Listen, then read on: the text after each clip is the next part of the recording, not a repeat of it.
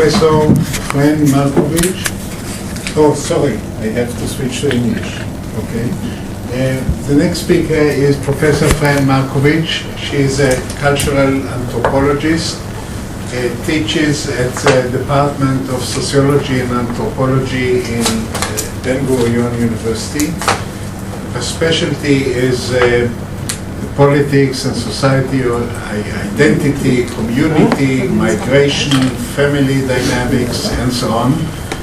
She did field research, ethnographic field research in the United States, in Israel, in Russia, and in Bosnia, Herzegovina. I understand that you wrote a book on Sarajevo, and she will talk about a very interesting topic, I think. One country, I'm translating it, one country, two entities, three nations. The new Bosnian life in Bosnia-Herzegovina under the supervision of the European Union. I hope it's translation is okay. Almost. 24 minutes. But I know where I can cut. If it's interesting enough, you'll give me an extra 4 minutes. If not, thumbs down and I'll finish quickly. Okay. Once, or rather twice, there was a country called Yugoslavia. The first Yugoslavia derived from the kingdom of Serbs, Croats, and Slovenes that was created in Versailles at the end of World War II. Responding to Woodrow... I'm sorry, World War I. You're right. I put on my glasses and I saw 2 lines.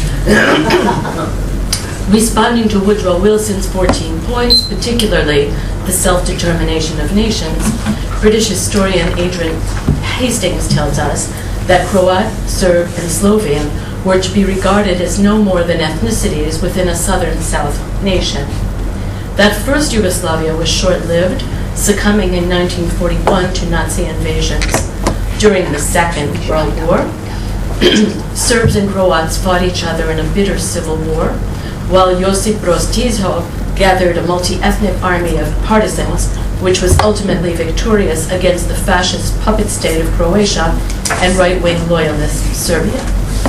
Yugoslavia was then reborn as a federation of 6 socialist republics in 1945. Its first constitution recognized 5 constituent Slavic nations, Serbs, Croats, Slovenes, Macedonians, and Montenegrins, and guaranteed equal rights to minority languages for their, and I quote, cultural development and the free use of their language. During the first 20 years of Tito's regime, Bosnian Muslims were treated as a religious group, which rendered them politically invisible and impotent until constitutional changes were made in 1969, and the Muslimanskaya nacija, or Muslims, became Yugoslavia's 6th constituent nation. Complicated, huh? Bosnia-Herzegovina posed a special challenge to the new federation because its Croats, Serbs, and Muslims all claimed it as their national homeland or as part of it. Bosnia's crazy-quilt pattern of ethnic distribution, that is, Serbs, Croats, and Muslims living intermingled rather than residentially segregated, was a key reason why Tito kept the region together as the only non-national republic in the federation. In 1991, however, the same anomalous mixture was a key reason why, as Yugoslavia was disintegrating, Croatian President Franjo Tuđman and Serbian President Slobodan Milošević conducted secret negotiations to partition Bosnia between their 2 republics.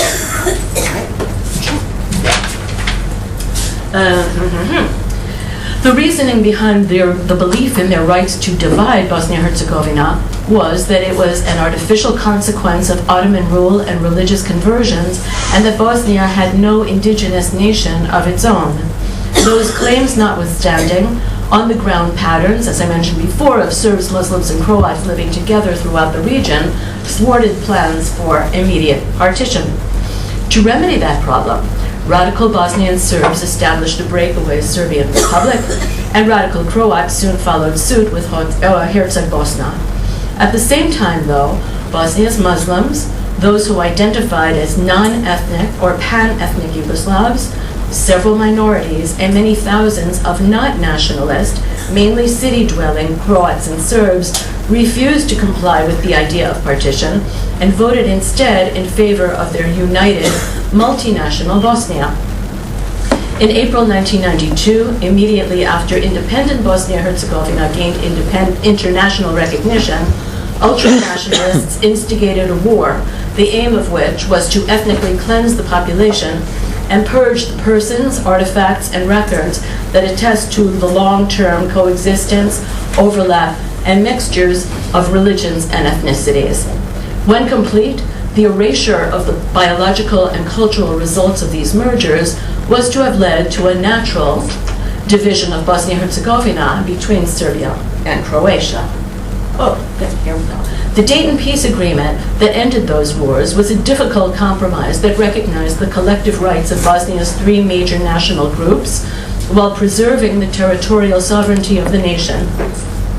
The Constitution established two ethnically based entities, and the word entity is exactly that word. The Bosnia-Croat Federation, which constitutes 51% of the territory, and the Republika Srpska, which is 48.5% of the population, because Brčko, I like Brussels, is independent of these two entities, and there remains negotiations about that.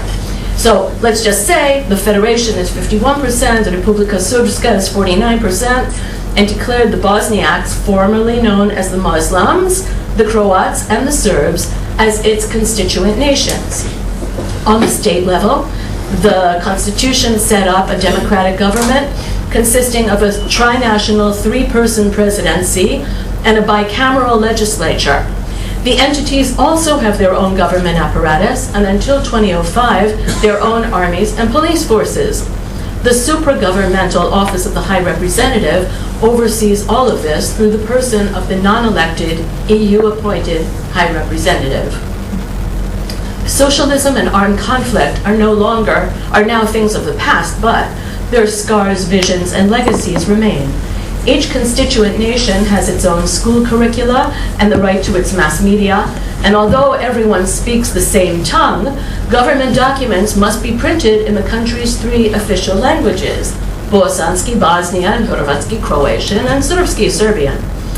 Nationalist parties consistently triumph in elections, and the Office of the High Representative, which was originally slated to close at the end of 2006, we're now in 2013, continues to pursue its mission, which is to, I quote, to work with the people of BH and the international community to ensure that Bosnia and Herzegovina is a peaceful, viable state on course to European integration, end of quote. In other words, the European Union has the final word in determining if and how the ethnically divided people of Bosnia-Herzegovina will live together and rejoin the continent of which it is intrinsically part.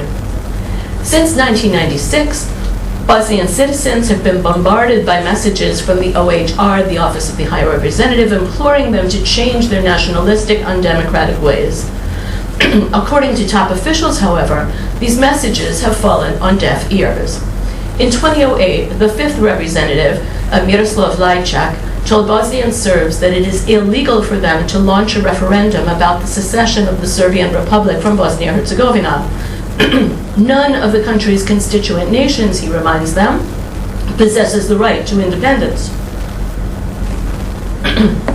In the meantime, however, Montenegro peacefully seceded from Rump Yugoslavia in June 2006 and became an independent state. Less than 2 years later, following recurrent verbal and military violence, Kosovo, which in Yugoslavia received, Kosovo, which in Yugoslavia was an autonomous province in the Socialist Republic of Serbia, declared its independence. Immediately thereafter, the Republic of Kosovo received recognition as a sovereign state from the United States and most European nations. Why shouldn't the people or peoples of Bosnia-Herzegovina decide to go their own ways? And why does the Dayton-born post-war constitution make even discussion of secession illegal? At the beginning of this year, Valentin Inzko, who was appointed the sixth High Representative for Bosnia-Herzegovina in 2009, after Lajčák, citing frustration, resigned, So the sixth High Representative reminded his EU and Bosnian constituencies that the OHR wishes once more to make clear that Bosnia and Herzegovina is not a state union or union of states. Bosnia and Herzegovina is a single sovereign state whose current internal structure was defined by the Dayton Peace Agreement. The Constitution of Bosnia and Herzegovina, as set out in Annex 4 of the Dayton Peace Agreement, unambiguously states that the Republic of Bosnia and Herzegovina, the official name of which shall henceforth be Bosnia and Herzegovina, shall continue its legal existence under international law as a state. The Constitution also specifies that Bosnia and Herzegovina shall be a democratic state and shall consist of the two entities. I hope you see this entity line here. Right? That's the Federation. This is Republika Srpska, and this is Brča. Where is Herzegovina? Herzegovina is the southern area of the country. But Herzegovina is not given a specific name on that map. It is the Republic of Bosnia and Herzegovina with two entities and three constituent nations. Let me continue because I'm pressed for time. The sovereignty and territorial integrity of Bosnia and Herzegovina is guaranteed under international law and is not a matter for negotiation. Why has the OHR clarified the structure of Bosnia and Herzegovina as a single sovereign state and not a state union? How are the entities different from states or even the socialist republics that once constituted the Socialist Federation of Yugoslavia? And how do these override or reinforce national rights? What are the hopes and fears of Bosnian citizens and European overseers that are expressed in such an agreement? What is the reasoning behind the OHR's insistence that Bosnia and Herzegovina remain one unitary state? And what does the country's tri-national constituency have to do with it? How can the state function as a unit if it must constantly perform ethnic balancing acts among its Bosniaks, Croats, and Serbs? So, try to think, where's this? Yeah, just so that you don't get too confused. Many experts see at least one reason for the downfall of socialist Yugoslavia in the rise of nationalism among its Serbs and then Croats toward the end of the 1980s. Serb-Croat rivalry plagued the first Yugoslavia and then turned bloody during the Second World War. Members of both groups claimed parts, if not all, of Bosnia as their historic and perhaps eternal homeland. Archaeological and linguistic evidence indicates that late in the 6th century, Slavic populations began to enter southeastern Europe, where they settled and intermingled with indigenous peoples. Some scholars, like historians John Fine and Robert Donia, claim that these Slavs were all one people who divided over time into the Croats in the west and the Serbs in the east. While others, like British historian Noel Malcolm, claim that Serbs and Croats were from the earliest time distinct but closely connected, living and migrating in tandem. Whether or not there were always Serbs and always Croats in Bosnia remains to this day a bone of contention. What is less contentious is the claim that Bosnia has been recognized as early as the 10th century as a name-bounded territory whose inhabitants were known as Bosnians.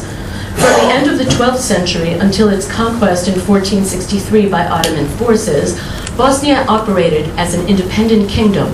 But unlike other European states, 3 churches operated unimpeded on its soil: Catholicism via the monasteries of the Franciscan order, Serbian Orthodoxy, and the loosely structured Bosnian Church, also known as Bogomilism, which was deemed heretical by the Catholics in the 13th century.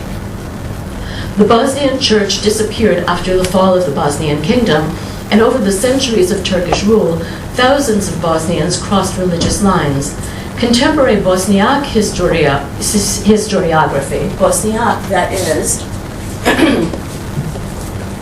Bosniaks who were once known as Muslims. Bosniak historiography is wont to stress an uninterrupted line linking adherents of the defunct Bosnian Church to contemporary Bosniak Muslims. Here is what a leading politician and trained historian told me in 2004. In Bosnia, there was a religious movement. People call them the Bogomils, but I prefer to call them, as did Martin Luther, the first pro-reformist church in the world. And there were Eastern influences, as in the earliest forms of Christianity, which, as you know, came from the Middle East. Those were rough and violent times of war, and the people were exhausted. Then the Ottomans came with Islam in 1463 with one simple story: there is only one God. And there were voluntary mass conversions. There are different versions of this history, and we can never know for a fact what actually went on. Some say only the elite converted. I think the population wanted some relief. And now we have this population here that is Islamic, indigenous, and Slavic. Serbs and Croats are more likely to tell, guess what, a different story. One that situates Catholics and Orthodox as the original inhabitants of Bosnia, who are their direct ancestors. They view today's Bosniaks as the descendants of those who were originally Christians and define them as people who betrayed their heritage and converted to Islam. A Croat language and literature student at the University of Mostar explained, "Our history shows that once all the people of Bosnia and Herzegovina were Catholics, and some, but only in the east, were Orthodox, with the Patriarchate, not the Pope. Then the Turks came with Islam, and some took this religion so they didn't have to be slaves or servants." Likewise, a Serb student of English at the University of Eastern Sarajevo told me, "We are Serbs and we should be..." Oh, sorry, I don't want that one yet. Oops.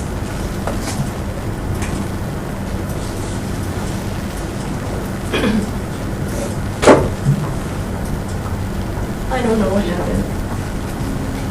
Hey, wait.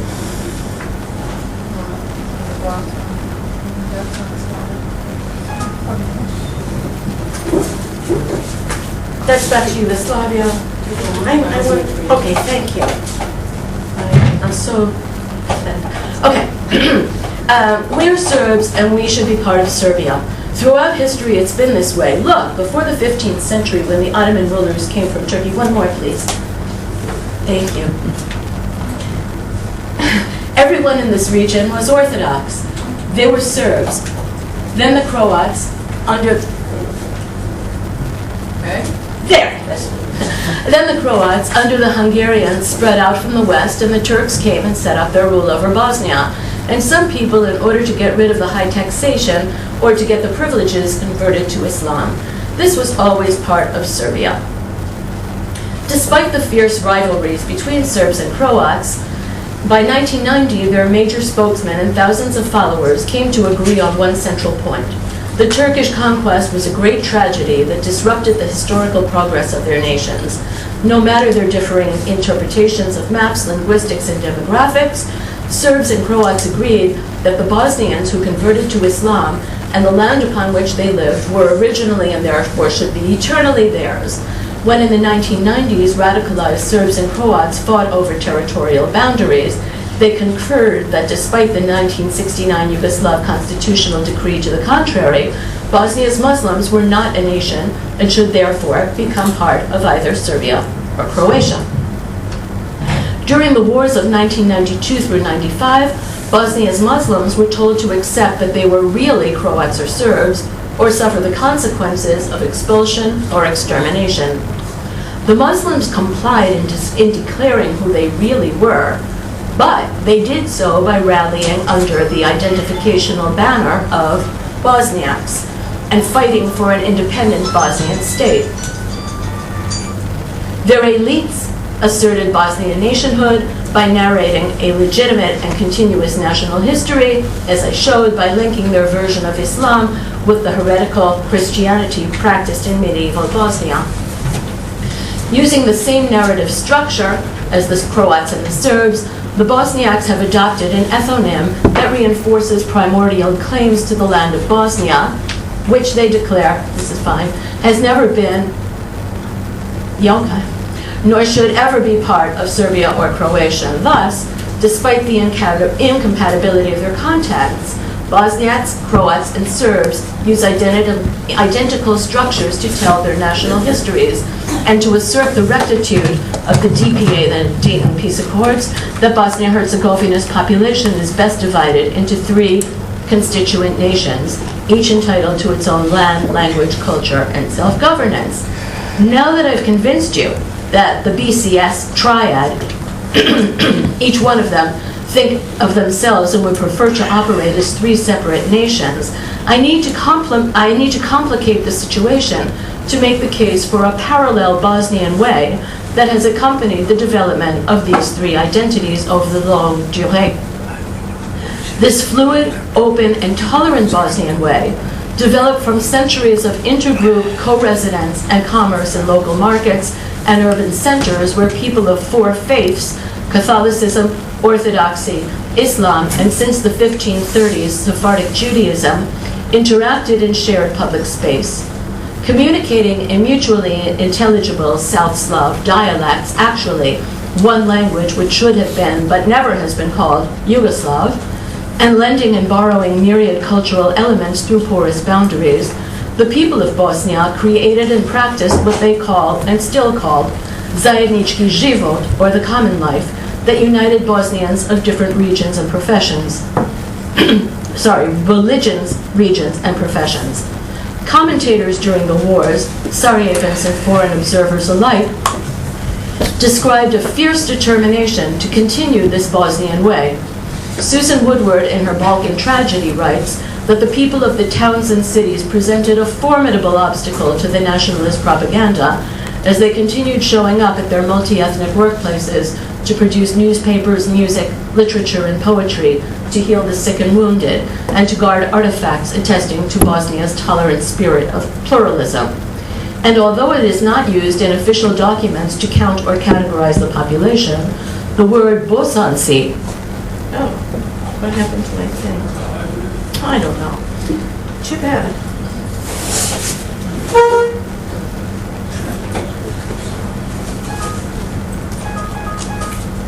Well, I want my t-shirts.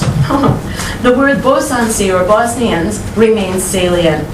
It expresses both a yearning and a practical reality for the confluence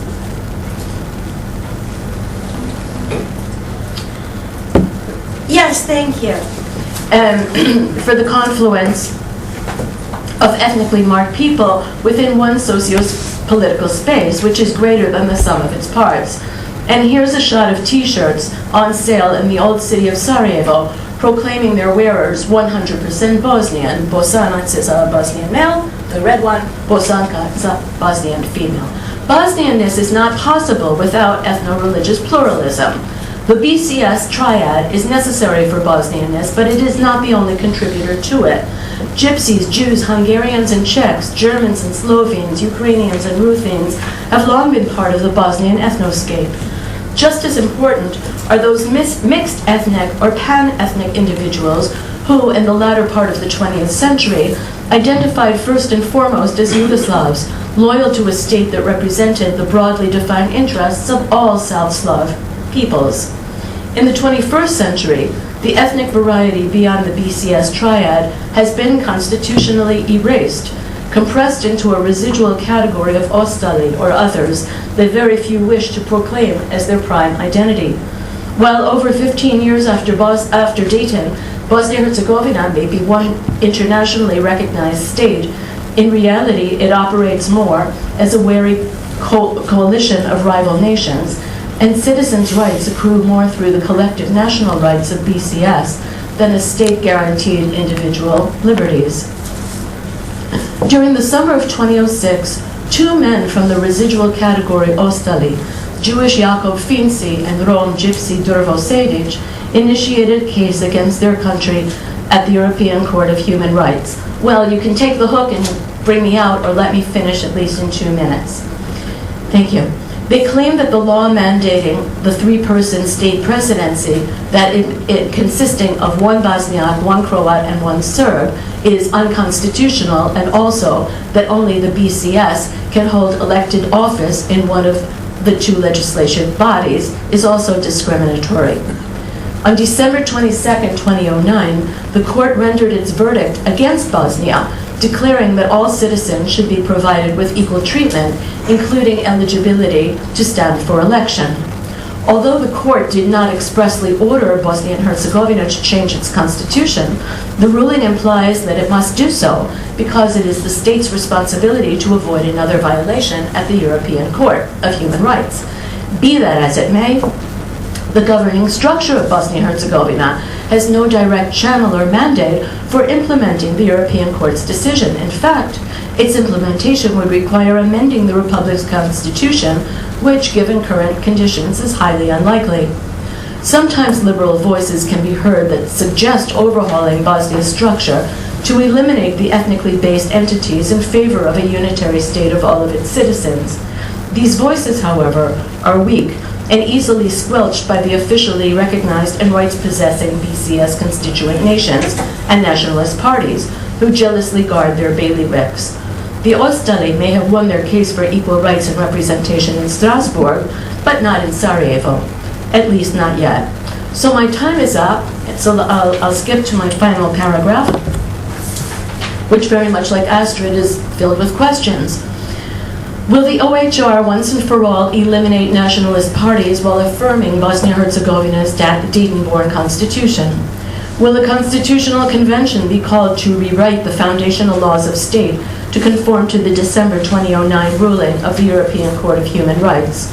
Will Bosnia-Herzegovina follow Scotland's lead and call for a referendum regarding the future of the country as one sovereign state or partitioned into 2, 3, or 4? The months ahead should provide some answers. All I know is that if, on February 28th through March 1st, 1992, the people of Bosnia-Herzegovina were called upon to vote for or against independence from Yugoslavia, and their decision was endorsed by the world of nations, their decision for independence, that is, was endorsed by the world of nations, now, 21 years later, it would be in the best interests of the European Union, to say nothing of Serbs, Croats, Bosniaks, and Ostali, to reassess the untenable situation of their country and allow its citizens to decide through their ballots on a new, hopefully more viable Bosnian way. Thank you very much.